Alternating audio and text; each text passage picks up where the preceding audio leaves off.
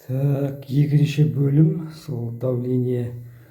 Мынаны бірінші видеода мынаны тазаладым, бірақ ештеңе өзгеріс болмады. Енді бүгін азан сағат 9-дан бастап эксперимент жасадым.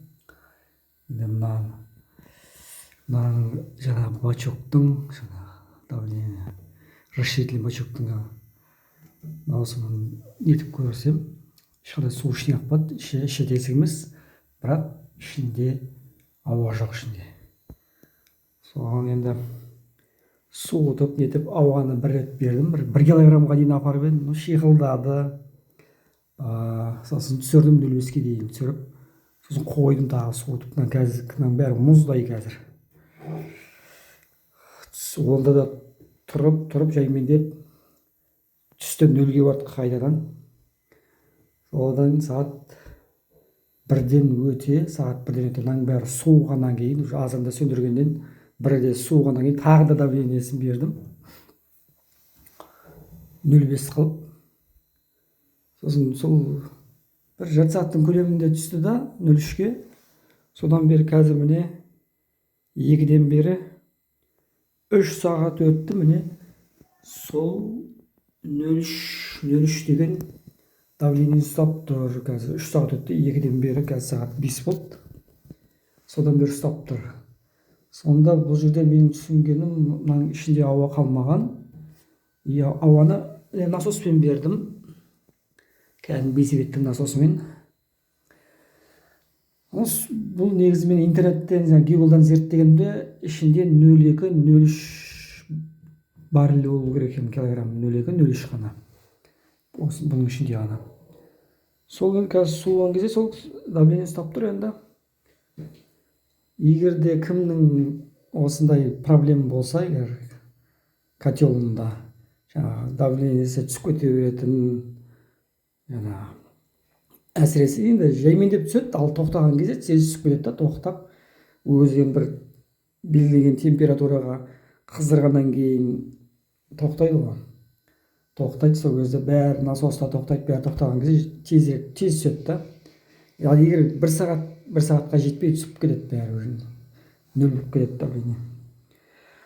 Сондай ауру болып шығатын болса, еш жерде ағып тұрған жері жоқ. Азаннан бері енді не жасадым ғой, жаңағы эксперимент жасадым. Барлық винтілерді жауып тастадым, мүмкін жердің көрінбейтін жерден ағып жатыр ма, жердің астынан. Винтілерді жауып тастап та көрдім, онда да ағып тұрды. Сол сағат 1-ден өте сол винтілерді қайттан ашып тастадым. Сол суығаннан кейін, мынаның бәрі система суығаннан кейін тағы бір давление бердім. Сол 0,3 бердім енді, 0,4-ке. Сол 0,4-тен 0,3-ке шамалы түсті да, бір жарты сағаттан көлемде. Содан кейін сол 0,3 деген давление ұстап тұрған. Сонда бұл жердегі тұжырым тесік емес ешқандай да.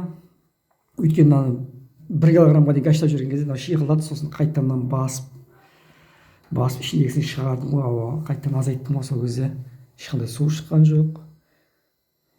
Осымен енді қалыпты жұмыс істеп кетеді деген ойдамыз. Егер кімде-кімнің осындай проблема болып жатса, керек бола ма деген, пайдасы бола ма деген видеоны салып жатырмын. Еш жерде утечка жоқ, бірақ давление түсіп кете беретін проблема ғой енді. Енді осыны қосамыз, енді бісміллә деп.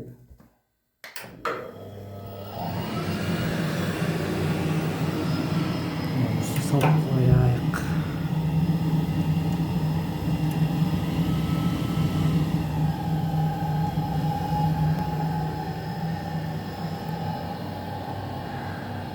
Бір апта бақылаймыз, бір аптада давление түспесе, онда бәрі жақсы болып кеткен. Жақсы болып кетеді деп ойлаймын, өйткені уже қазір нешеден бері 0,3 ұстап тұрды ғой. Сағат 2-ден бастап 5 болып 3 сағат 0,3 ұстап тұрды. Абылайынша кезде бұл деген жарты сағаттың ішінде 2 килограммнан 0 болатын тұғын. 2 килограмм тұрған нәрсе жұмыс істеп тұрғанда жарты сағаттың ішінде 0 болатын тұғын.